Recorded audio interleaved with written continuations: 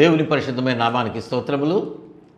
దేవుని యొక్క సన్నిధిలో దేవుని యొక్క మాటలు వినటానికి, ప్రార్థించడానికి, మీ విజ్ఞాపనలు, మీ అవసరతలు దేవునికి తెలియచేయటానికి, దేవుని యొక్క మాటల ద్వారా బలం పొందుకొని మీ జీవితాలను కట్టుకోవటానికి ఏర్పాటు చేయబడినటువంటి కర్మేలు అజ్ఞ అనేటువంటి మా ఈ కార్యక్రమంలో ఏకీభవించిన ప్రతి ఒక్కరికి కూడా, చిన్న బిడ్డలు మొదలుకొని పెద్దల వరకు అందరికీ హృదయపూర్వకంగా వందనాలు, దీవెనలు తెలియజేస్తా ఉన్నాం. బాగున్నారండి మీరందరూ?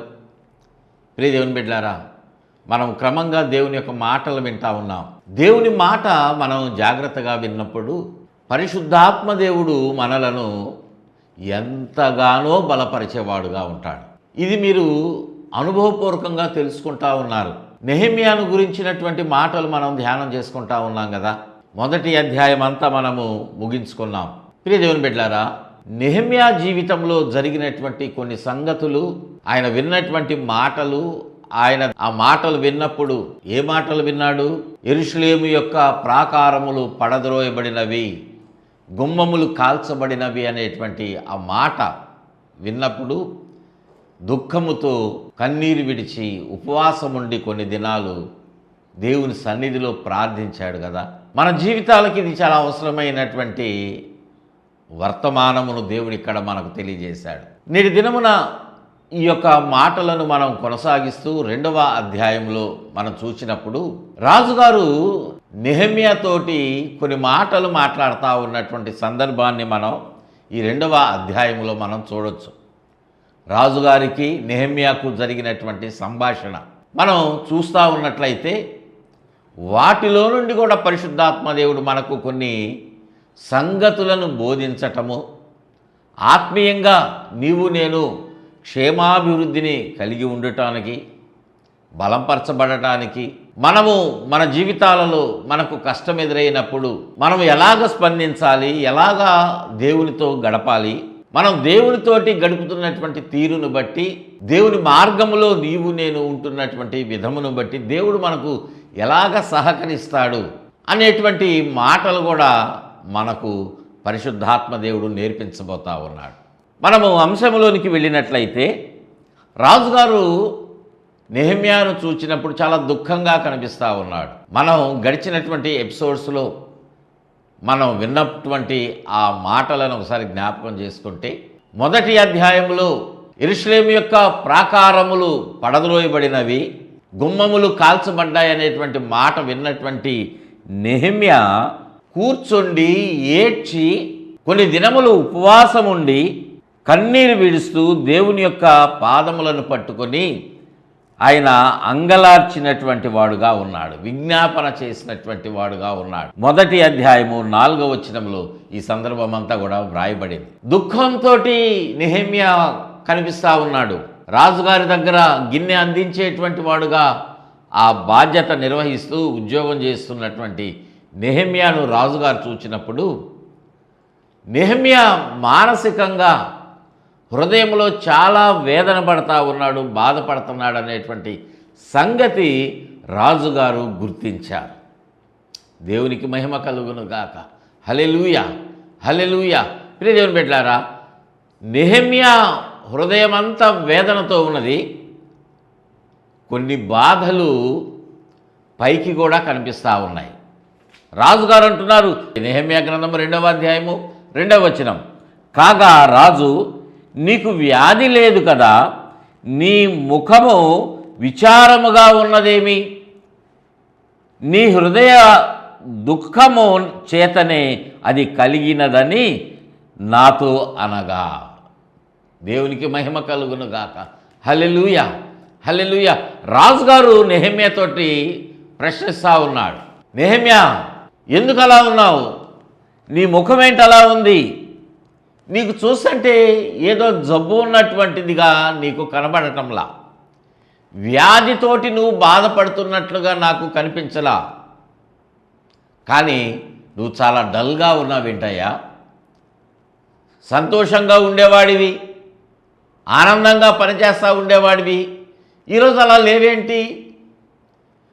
ప్రతిరోజు చేస్తున్నటువంటి పనిలాగా ఈరోజు నీ పని కనబడటంలా, అంటే నువ్వు చేస్తున్నటువంటి ఆ తీరు కొంత భేదం కల్పిస్తూ ఉంది. నీ సంతోషానికి వ్యతిరేకంగా దుఃఖం అనేటువంటిది కనిపిస్తూ ఉంది. ప్రియదేవుని బిడ్డలారా, నీకు వ్యాధి అనేటువంటిది లేదు, కానీ నీ ముఖం ఎలా ఉన్నదంటే విచారంగా ఉంది. ఈ మాట మాట్లాడి రాజుగారు గమనించినటువంటి మాటను బట్టి మరొక మాట అంటున్నాడు, నీ హృదయము దుఃఖము చేతనే అది కలిగిందని నేను అనుకుంటా ఉన్నా. దేవునికి మహిమ కలుగునుగాక. హల్లెలూయా. రాజుగారు ఎంతగా గమనించారో చూడండి. తన దగ్గర పనిచేస్తున్నటువంటి తన సేవకుడుగా ఉన్నటువంటి నెహెమ్యాను రాజుగారు చూచినప్పుడు మనిషి చూస్తేనేమో అనారోగ్యమేమి లేదు, కానీ దుఃఖముఖము నువ్వు కలిగి ఉన్నావు. ముఖమంతా విచారంగా ఉంది. అది వ్యాధి వలన వచ్చినటువంటిదిగా నాకు కనపట్లేదు, కానీ నీ హృదయములో కలిగినటువంటి మనోదుఖము వలన, నీ హృదయంలో కలిగినటువంటి వేదన వలన నీ ఫేస్లో ఎక్స్ప్రెషన్స్ అన్నీ మారిపోతూ ఉన్నాయి. నీ ఫేస్ అనేటువంటిది, నీ ముఖం అనేటువంటిది ఆనందంగా లేదు. నువ్వు నవ్వుతుంటే ఏదో తెచ్చుకొని నవ్వుతున్నట్లుగా ఉంది. రాత్రంతా బాధపడి ఏడ్చినట్లుగా ఉన్నాయి నీ కళ్ళు అన్నట్లుగా రాజుగారు నెహెమ్యాను పరిశీలనగా చూసి మాట్లాడుతూ ఉన్నాడు. అవును ప్రియదేవుని బిడ్డలారా, తన దగ్గర పనిచేస్తున్నటువంటి ఆ నెహెమ్యాను గురించి రాజుగారు అంతగా శ్రద్ధ తీసుకుంటే, నిన్ను ప్రేమించి నీ కొరకు తన ప్రాణం పెట్టాడు కదా యేసయ్య, పరలోకాన్ని విడిచిపెట్టి వచ్చాడు కదా, నిన్ను సంతోషపెట్టడానికి తను దుఃఖపడినటువంటి వాడుగా ఉన్నాడు. నువ్వు శారీరకంగా వ్యాధి అనేటువంటిది లేకుండా ఉన్నటువంటి పరిస్థితులు చాలామందికి ఉండొచ్చు, కానీ నీకు సంతోషం అనేటువంటిది లేదు. కారణం ఏంటంటే హృదయంలో వేదన. నీ కుటుంబంలో సమస్యలు ఉన్నాయి కదా, కుటుంబంలో సమస్యలుంటే, కుటుంబంలో వేదనుంటే, గుండెంతా బరువెక్కుతూ ఉంటే ఏమైనా తింటారా? అసలు తిండి సహిస్తుందా? ఆలోచన చేద్దాం మనమే. మీరే అనుకోండి, మీకు మనసు నిండా వేదన ఉంటే, బిడ్డల గురించో, భార్య గురించో, భర్త గురించో ఏదో ఒక సమస్య అది భరించలేనటువంటిదిగా ఉండే, అంటే మీరు ఆ సమస్య నుండి బయటకు రావడానికి చాలా ప్రయత్నం చేశారు కూడా, ఇతరుల సహాయం కూడా కోరారు, వాళ్ళు సహాయం చేశారు, కానీ ఏమీ ప్రయోజనం కలగల. అటువంటి సమస్యలు కూడా మనకు ఉంటాయి కదా. అది వ్యాధి వలన కానివ్వండి, రోగము వలన కానివ్వండి, బిడ్డల వలన కానివ్వండి. ఏదో అప్పంటే ఒక 10 లక్షలు అప్పంటే 10 మంది దగ్గర లక్ష తీసుకుంటే 10 లక్షలు తీర్చుకోవచ్చు అనుకోండి. కానీ మన హృదయానికి కలిగినటువంటి గాయం ఉన్న చూశారు, నీ బిడ్డకు ఉద్యోగం రావట్లేదు, కృంగిపోతూ ఉన్నావు, వివాహం కావట్లా, మానసికంగా నలిగిపోతూ ఉన్నావు. ఈ బాధ ఎవరు తీరుస్తారు? బంధువులు తీర్చలేరు, స్నేహితులు సహాయం చేయలేనటువంటి సమస్య. అటువంటి సమస్యతో ఉంటే నువ్వు తిండి తినవు, అన్నం తినవు, సరిగా నిద్రపోవు, పడుకుంటావు కానీ కళ్ళు మూసుకునేలాగా నిద్ర పట్టదు, పిచ్చి పిచ్చి కలలు వస్తూ ఉన్నాయి. నువ్వు అనుకుంటున్నావు నాకు సహాయం చేసేటువంటి వాళ్ళు ఎవరు అనేటువంటి వేదనతోటి నువ్వు నలిగిపోతూ ఉన్నావు. నీ కొరకు ప్రాణం పెట్టిన యేసయ్య, నిన్ను ప్రేమిస్తున్నటువంటి యేసయ్య, నీ దుఃఖం ఆయనకు తెలియదా? నువ్వు పనిచేస్తున్నటువంటి యజమానే గుర్తిస్తూ ఉన్నాడు. నెహెమ్యా యొక్క హృదయమును రాజుగారు గుర్తించి నీ బాధ కారణం ఏంటని అడిగినటువంటి రాజుగారు అంతకంటే ప్రేమ కలిగినటువంటి వాడు కదా మన యేసయ్య. నీ కొరకు ప్రాణం పెట్టడానికి ఆయన సిద్ధపడి ప్రాణం పెట్టేశాడు ఆల్రెడీ. ఎందుకు నువ్వు దుఃఖపడకూడదు? ఈ లోకంలో నీ ప్రాణం పోయిన తర్వాత నువ్వు నరకములో, అగ్నిలో వేదన పడకూడదు. ఆయన సన్నిధిలో సంతోషంతో గంతులు వేసేటువంటి అనుభవంలో నువ్వు ఉండాలి. అది దేవుని యొక్క ఉద్దేశం. ఆ దేవుని యొక్క ఇష్టము, దేవునికి చిత్తం అది. అటువంటి యేసయ్య నీ యొక్క హృదయ వేదనలను గుర్తించాలంటే తప్పక గుర్తిస్తాడు.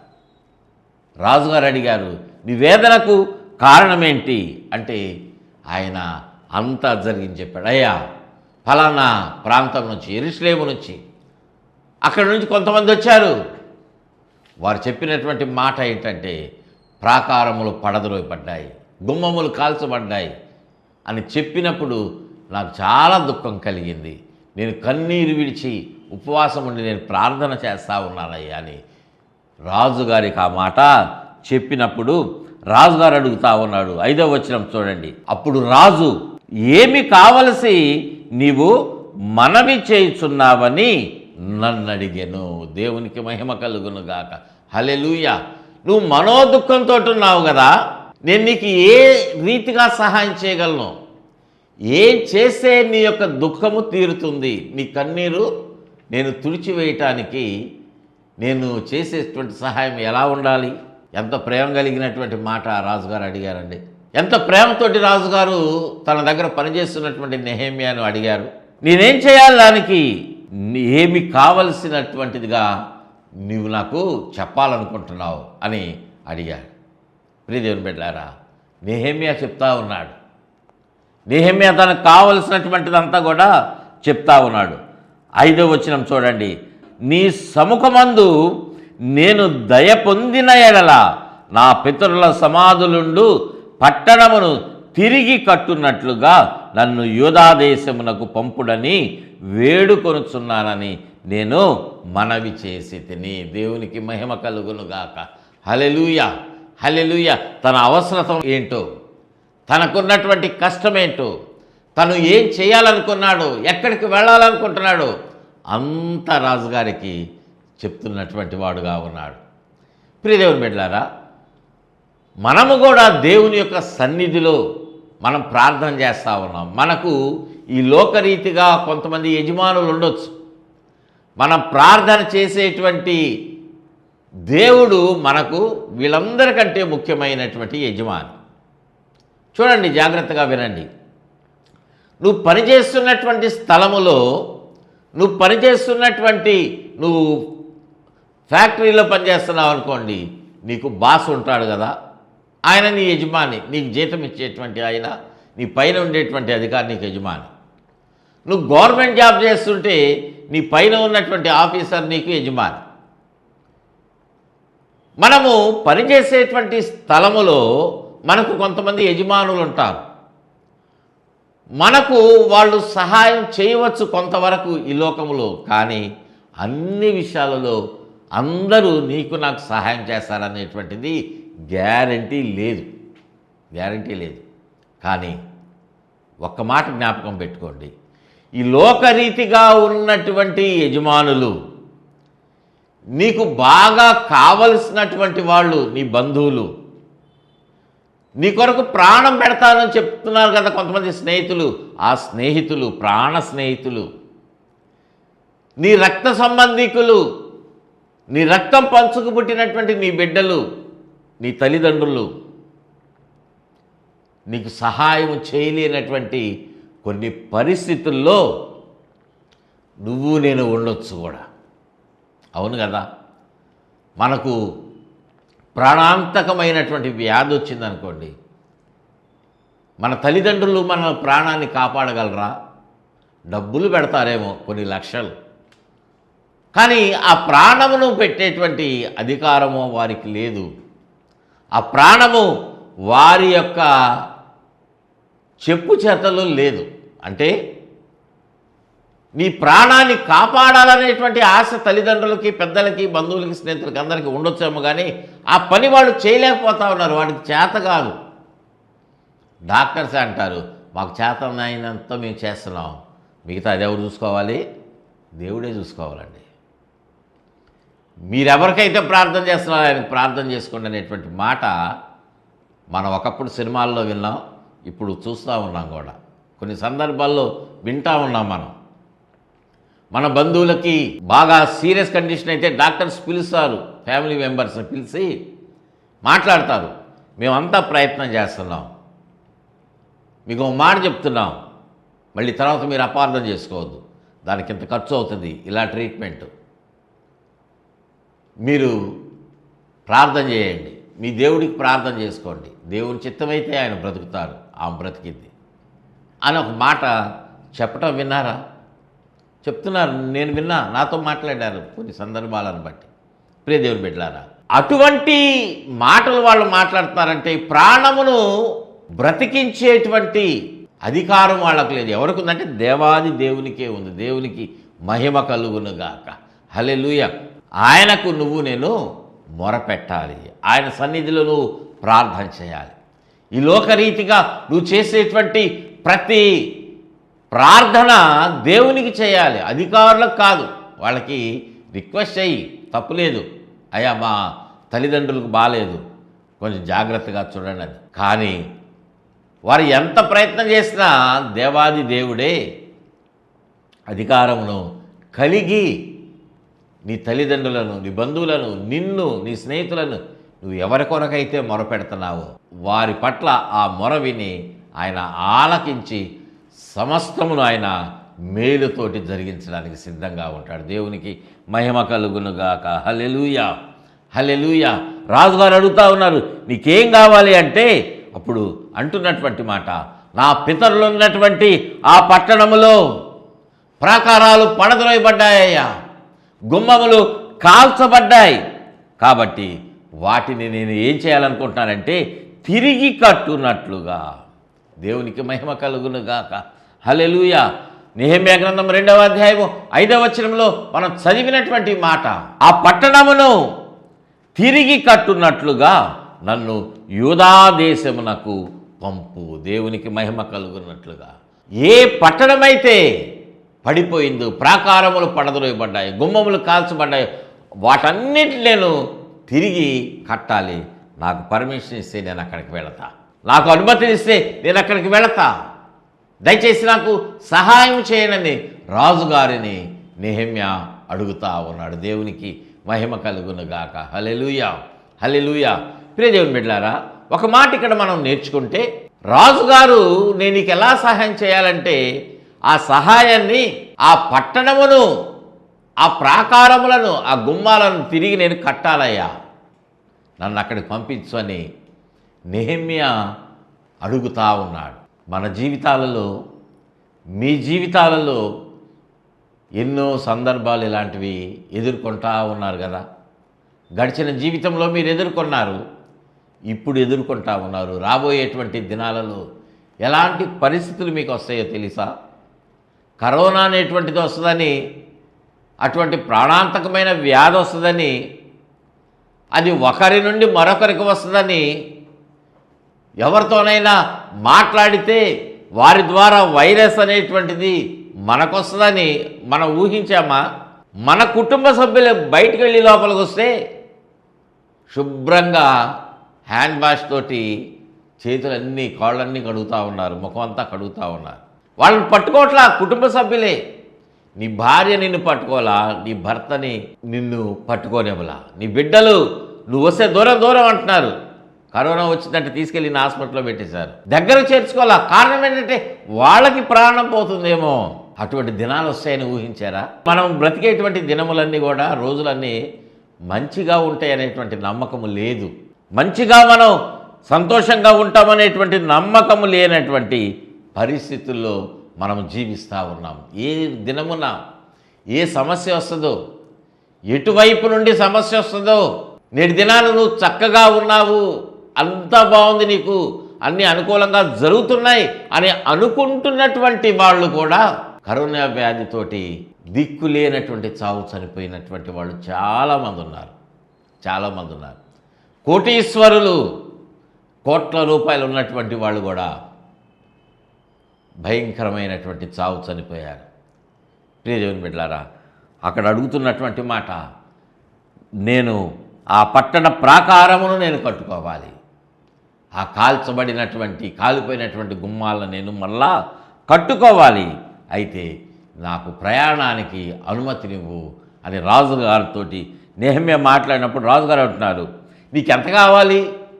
డబ్బులు ఎంత కావాలి, నీకు ఎన్ని రోజులు పర్మిషన్ కావాలి, నువ్వు ఎప్పుడు మళ్ళీ వస్తావంటే ఉజ్జాయింపుగా కొన్ని దినాలు ఫలానా సమయం నాకు కావాలని చెప్పినప్పుడు రాజుగారు అనుమతి ఇచ్చారు. అయితే చూడండి, నెహెమ్యా గ్రంథం 2వ అధ్యాయము 8వ వచనంలో పట్టణ ప్రాకారమునకును మందిరముతో సంబంధమున్న కోట గుమ్మములకును ఏమేమి అవసరతలు ఉన్నాయో అక్కడ సిఫారసు లెటరు, రికమెండేషన్ లెటర్ తీసుకున్నాడు రాజుగారి దగ్గర. ఏమంటున్నాడు? పట్టణ ప్రాకారానికి మందిరముతో సంబంధం ఉన్నటువంటి కోట గుమ్మములకు నేను ప్రవేశింపబోవు ఇంటికిని దూలములు మ్రాణులు ఇచ్చున్నట్లుగా, నేను ఏ పని మీద బయలుదేరి వెళ్తున్నానో అక్కడ ఆ యొక్క గుమ్మాలు పడిపోయినాయి కదా, ఆ గుమ్మాలు ప్రాకారాలు పడిపోయాయి, గుమ్మాలు కాల్చబడ్డాయి కదా, ఆ కాల్చబడినటువంటి గుమ్మాలను కట్టడానికి నాకు మెటీరియల్ కావాలయ్యా. నేను అక్కడ వెళ్ళి పనిచేస్తూ ఉంటే ఏ ఆటంకం నాకు అధికారుల దగ్గర నుంచి కలగకూడదు.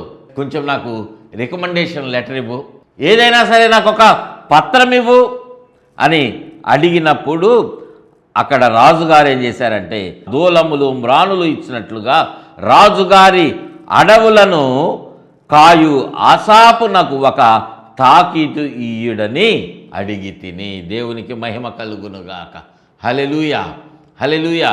ప్రియ దేవుని బిడ్డలారా, ఎప్పుడైతే నెహెమ్యా రాజుగారు అడిగినటువంటి మాట, నేను నీకే సహాయం చేయాలి, నీ దుఃఖం పోవాలంటే ఏం చేయాలంటే ఇదంతా చెప్పినప్పుడు రాజుగారు అట్టి రీతిగా అంగీకరించి ఆ యొక్క రికమెండేషన్ లెటర్ని ఇచ్చాడు. ఇదంతా ఎలా జరిగింది?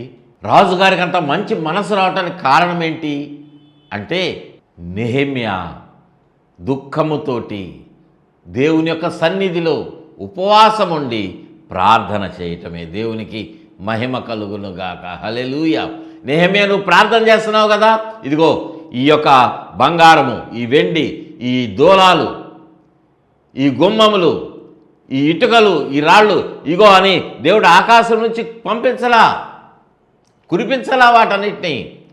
రాజుగారి యొక్క మనసును కరిగించి, రాజుగారికి మంచి హృదయమును దేవుడు అనుగ్రహించి రాజుగారి ద్వారానే ఆ పని జరగటానికి ముందుకు కొనసాగింపజేశాడు నెహెమ్యాని దేవుడు.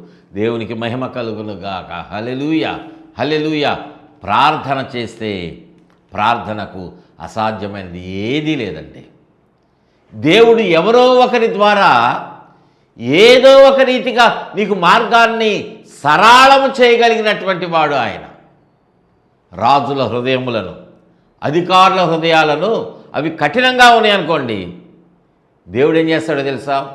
ఆ హృదయములను కఠినపరచకుండా నీటి కాలువలు వలె ఆయన సరిచేసేవాడుగా ఉన్నాడు. దేవునికి స్తోత్రం చెల్లిద్దాం. హల్లెలూయా. నీరు ఇలా వెళతా ఉందనుకోండి, ఆ నీరు ఇటువైపు వెళ్ళాలి. దేవుడు ఏం చేస్తాడు? కొంత డైవర్ట్ చేస్తాడు, అక్కడ కాలువను తవ్వుతాడు. అప్పుడు ఇట్లా వెళ్ళేటువంటి నీరు కూడా కొంత భాగం ఇటువైపు వస్తుంది, నీ అవసరతలు తీరుతాయి.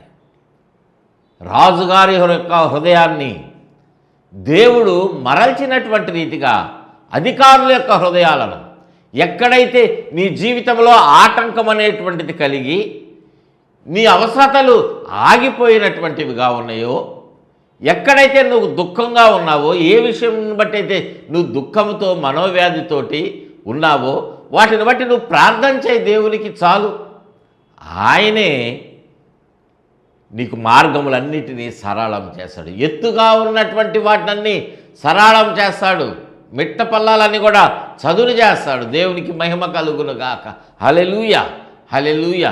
నీ దేవుడు ప్రేమ కలిగిన వాడు, నీ దేవుడికి అసాధ్యమైంది ఏదీ లేదు, ఏదీ లేదు. అక్కడ చివరికి అంటున్నటువంటి మాట 8వ వచనం మధ్యలో చదువుతున్నా చూడండి. అలాగూ నాకు తోడుగా ఉండి నాకు కృప చూపిస్తున్న నా దేవుని కరుణాహస్తము కొలది రాజు నా మనవి ఆలకించెను. దేవుని నామానికి మహిమ కలుగునుగాక. హల్లెలూయా. రాజు దేవుని యొక్క సన్నిధిలో చేయబడినటువంటి ప్రార్థనకు సమాధానము రాజుగారిస్తా ఉన్నాడు. నీ యొక్క సమస్యలు ఎలా ఉన్నాయో నాకు తెలియదు, మీరు అనుభవిస్తున్నటువంటి బాధలు ఎలాగ ఉన్నవో దానిని బట్టి మీరు ఎలా కృంగిపోతూ ఉన్నారో నాకు తెలియదు. ఆ బాధ అనుభవిస్తున్నటువంటి నీకు తెలుసు, దానిని చూస్తున్నటువంటి దేవాది దేవునికి తెలుసు. ఆయన చూస్తూ ఊరుకుండేవాడు కాదు. నువ్వు అడుగు, ఆయన ఇస్తాడు. తట్టుడి తీయబడును, అడుగుడి మీకు ఇవ్వబడు. నువ్వు అడిగితే ఆయన ఎలా ఇస్తా అంటే ధారాళంగా ఇస్తాడు. దేవునికి మహిమ కలుగును గాక. హల్లెలూయా. నీకు 1,00,000 రూపాయలు అప్పుంటే 100 రూపాయలు ఇచ్చేవాడు కాదు ఆయన. నీకున్నటువంటి సమస్తములో ఉన్నతంగా నిన్ను ఆశీర్వదిస్తాడు. ప్రార్థన చేస్తున్నారా?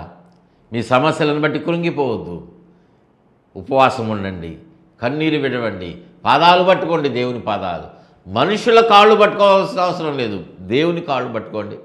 ఆయన పాదాలు కన్నీటితోటి కడగండి, దుఃఖంతో ప్రార్థన చేయండి. మీ తప్పులన్నీ ఒప్పుకొని విడిచిపెట్టండి, మారు మనసు పొందండి. దేవుడు మీ జీవితంలో నూతనమైన కార్యాన్ని ఇప్పుడే ప్రారంభిస్తాడు. అటువంటి కృప పరిశుద్ధాత్మ దేవుడు మీకు అందరికీ మనకందరికీ దయచేయునుగాక. ఆమేన్. ప్రార్థన చేసుకుందామని. ప్రేమ కలిగిన తండ్రి, మీకు వందనాలు. అవునయ్యా, నెహెమ్యా దుఃఖంతో ఉన్నటువంటి సమయమున రాజుగారు మాట్లాడుతూ ఉన్నారు. నీ మనోదుఖానికి కారణమేంటని రాజుగారు గుర్తించి అడిగితే, నిన్ను ప్రేమిస్తున్నటువంటి దేవుడు నిన్ను అడగడా? ఖచ్చితంగా మమ్మల్ని అడుగుతారు. ప్రేమ కలిగినటువంటి దేవుడవు ప్రభా, మా మనోదుఖం ఎరిగిన వాడవు.